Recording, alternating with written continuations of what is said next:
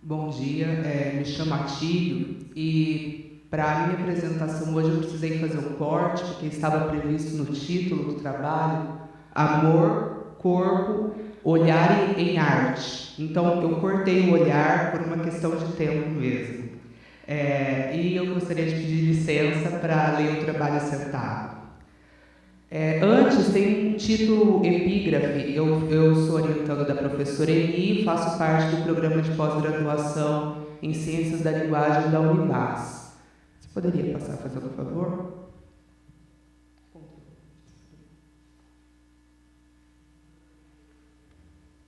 O grupo de pesquisa é a imagem e suas diferentes discursividades, sob a coordenação da professora Graciele Cristina. Não passou. Essa imagem epígrafe, que fora recortada de um muro, né? É uma fotografia de um muro da cidade de São Paulo, e que muito me instigou a pensar essa questão do amor na arte, né? E o enunciado é o seguinte: o corpo só produz amor, dor e arte. E eu leio esse só de duas maneiras, né? O corpo somente produz amor, dor e arte, e o corpo só de sozinho produz amor e arte. Bom, o possível de encontro amoroso merece que se lute por ele. E é, pois, justamente entre o era preciso que nos conhecêssemos e o para quê, ou era para ser assim, em um quadro onde não se raciocina dentro da necessidade do fato consumado, mas na contingência do fato a ser consumado, aqui eu cito Althusser, que se coloca a questão que ora propõe compreender: os diferentes modos do corpo discursivizar o encontro amoroso na arte.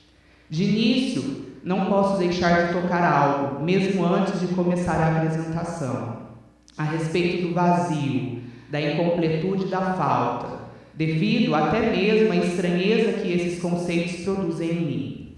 Sujeito, itinerante, errante e sentido, não se fecha, se constituem ao mesmo tempo nos processos de identificação ao se formularem. Na e pela relação entre o vazio e a materialidade, aqui eu tomo a materialidade do corpo, da palavra, do som, da imagem, que gostaria de apontar para uma contradição. Tomada por uma perspectiva idealista, positiva, a questão do vazio pode vir a significar começo, devolvendo ao trabalho teórico a teleologia dos fins, isto é, do objetivo, do propósito ou finalidade, negando os processos históricos constitutivos e estruturantes da relação sujeito-sentido.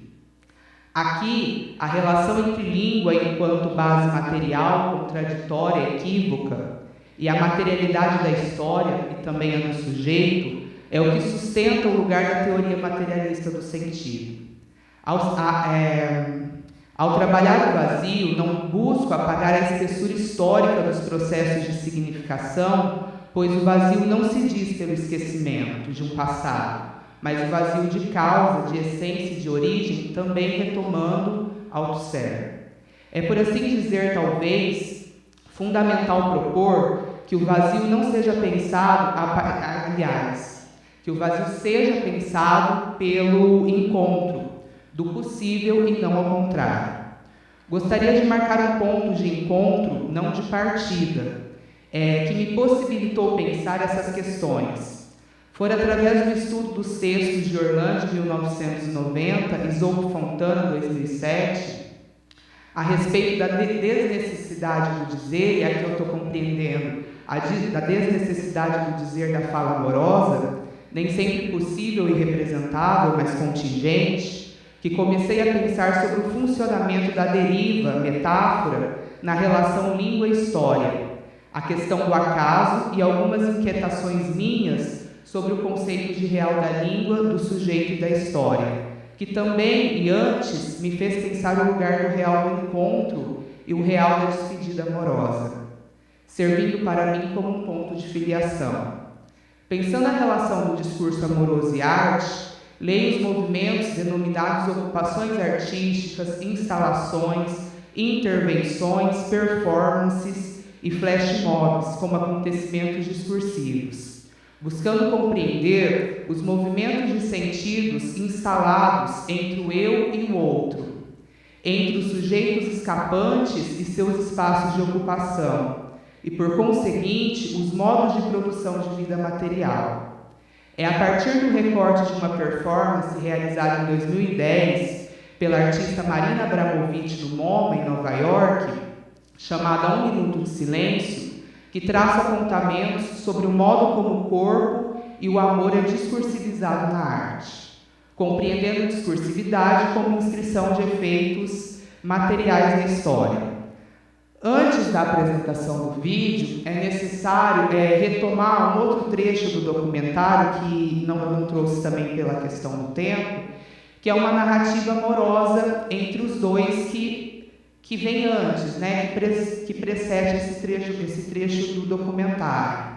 A Marina e o Lai, eles são dois artistas, e fala no documentário que eles se conheceram há 23 anos, há muito tempo atrás. Não é porque é 23 anos, mas na verdade esse encontro aconteceu em 2010. Então é 23 anos antes de 2010. Então hoje é mais que 23 anos, né? E eles, artistas juntos, eles viveram num furgão e viajaram pelo mundo todo, realizando performances, intervenções, essas produções artísticas. E teve um momento da relação dos dois que eles resolveram se separar, porque não estava dando mais certo a relação. Isso é eles falando, né? E para isso, é porque eles dizem também que eles gostariam de guardar o bom da relação, não queriam terminar brigados ou coisa parecida. E para isso eles realizaram uma performance, que é a seguinte: um começou a caminhar do lado direito da muralha da China, e o outro começou pelo lado esquerdo. Eles demoraram 3 meses até se encontrarem no meio da muralha. Eles deram um abraço e nunca mais se viram. Em 2010, o MoMA fez uma homenagem a Marina Abramovic, uma retrospectiva de toda a carreira dela. E muitos dos trabalhos que eles realizaram juntos estavam expostos nessa retrospectiva em 2010.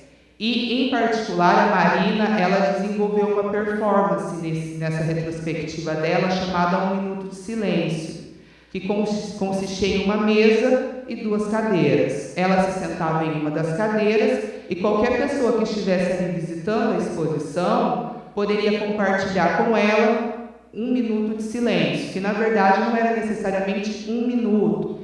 Teve uma pessoa, inclusive, que ficou sentada com ela ali durante 7 horas. Então tem uma questão muito forte do silêncio com o tempo, né? Mas nem é isso que eu trouxe para pensar aqui hoje. Então agora nós vamos assistir o vídeo, que é justamente parte dessa performance chamada Um Minuto de Silêncio.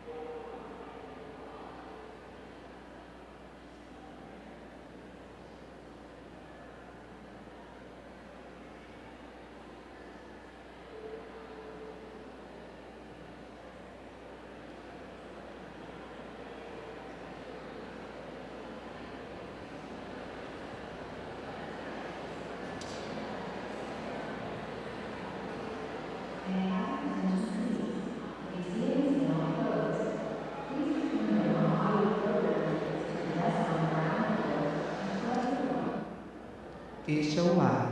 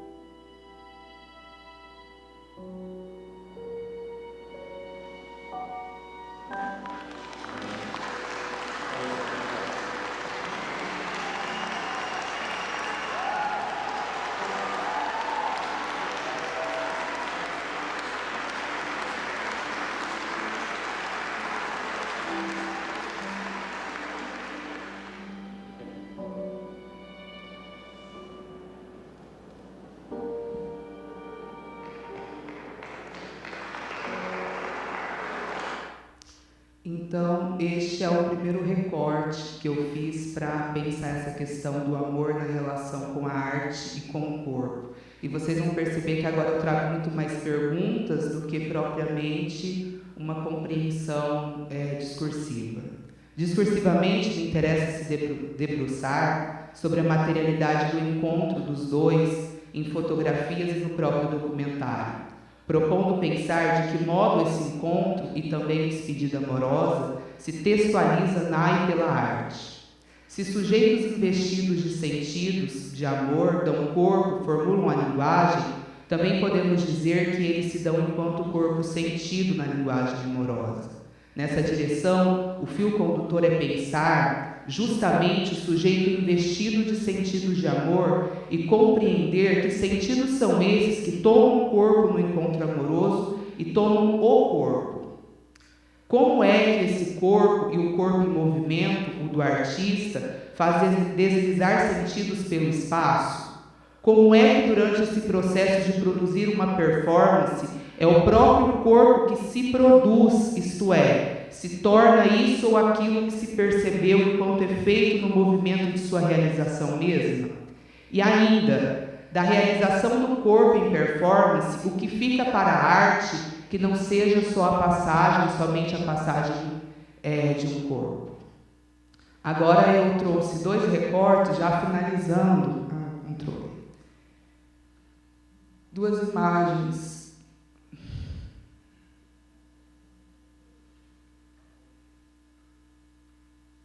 Essas 2.